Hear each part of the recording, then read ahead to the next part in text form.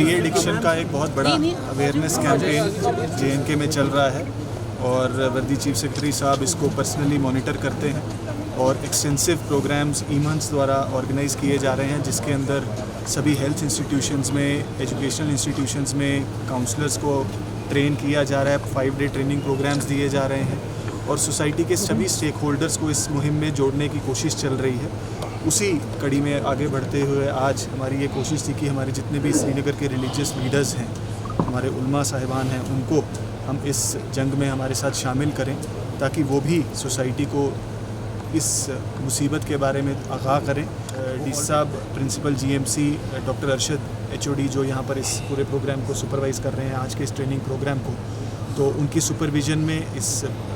मुहिम का आगाज़ आज मैं समझता हूँ किया गया है और आगे चलकर हमारी कोशिश रहेगी कि कश्मीर के सभी ज़िलों में इसी तरीके के ट्रेनिंग प्रोग्राम्स रहें और सोसाइटी के सभी स्टेक होल्डर्स को हम इस नशा मुक्त अभियान का हिस्सा बनाएं ताकि प्रिवेंशन जो है हमारी जो पहली स्ट्रैटेजी है उसके ऊपर हम तेज़ी से काम करें। ड्रग एडिक्शन बहुत बड़ी एक समस्या हम सभी के लिए बन चुकी है और जो नंबर्स, जो आंकड़े हमने आज देखे कि पिछले 3 या 3.5 साल में तकरीबन 3 गुना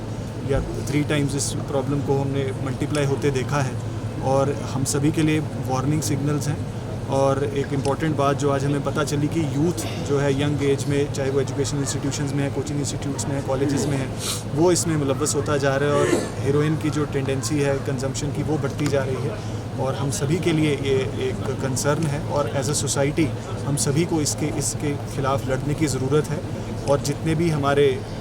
मेडिकल इंस्टीट्यूशन जिसके अंदर काम कर रहे हैं उनकी हौसला अफजाई करने की ज़रूरत है, उनको सपोर्ट देने की ज़रूरत है और गवर्नमेंट का इंफ्रास्ट्रक्चर, चाहे वो सोशल वेलफेयर का हो, चाहे वो हेल्थ का हो, चाहे वो डिस्ट्रिक्ट एडमिनिस्ट्रेशन हो, 24 घंटे हमारी आवाम के लिए और हमारे इन जो लोग इससे जूझ रहे हैं उनके लिए मौजूद है। You provide guidance, comfort, moral direction and hope. And your words from the pulpit, your counsel in private and your example in daily life can shape attitudes, reduce stigma and encourage people to seek timely help. And this training program, the idea is to empower you as informed partners in prevention and recovery,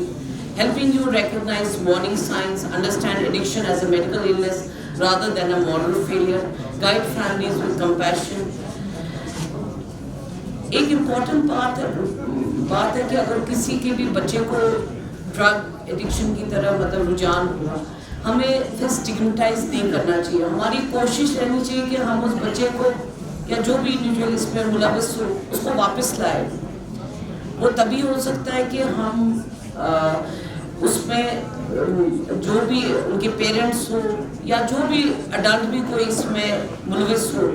उसको हम direction दे कि आप medical facility पे जाए। Administration की तरफ से मेरी ये एक रिक्वेस्ट रहेगी कि अगर हम नशे को थोड़ा और कैटेगराइज करके अपने सरमन्स में लाना शुरू करें और सिंथेटिक ड्रग्स, हीरोइन और कोकेन की खास तौर पर अपने प्रीचिंग्स में बात करेंगे, क्योंकि ये सबसे बड़ा एक हमारा मुद्दा बन रहा है जो अभी हमारे डॉक्टर साहिबान ने बताया, इसमें ट्रीटमेंट भी बड़ा मुश्किल होता है। तो अगर इन 3 चीज़ों को आप अपने सरमन्स में खास तौर पर यूज करेंगे तो हमारे बच्चे बच्चियां इन 3 शब्दों से ज़्यादा डर खाएंगे, ज़्यादा खौफ खाएंगे, उनको ये लगना चाहिए कि इससे हमें दूर रहे। इमाम साहब जो दरगाह के हमारे हैं उन्होंने मुझे टॉपिक दे दिया कि किस चीज़ पे बात करें। इन्होंने अपने सीधे साधे अल्फाजों में हमको ड्रग एडिक्शन की 2 अच्छी हकीकतें बोली। पहली हकीकत कि जब कोई नशे में जाता है उसको लाना बहुत ही मुश्किल काम है। ये वारियाह मुश्किल काम सु वापस अन तम खुद सहल काम छे कि अस करो प्रिवेंट कि सुन बच्चे गसन नशे कुन कहें,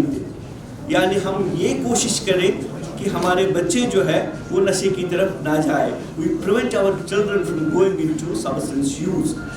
और जो हमारे ट्रीटमेंट सेंटर्स अवेलेबल है, अगर आप ट्रीटमेंट सेंटर्स का देखेंगे तो हम कंट्री में the best treatment centre facilities है अवेलेबिलिटी के हिसाब से।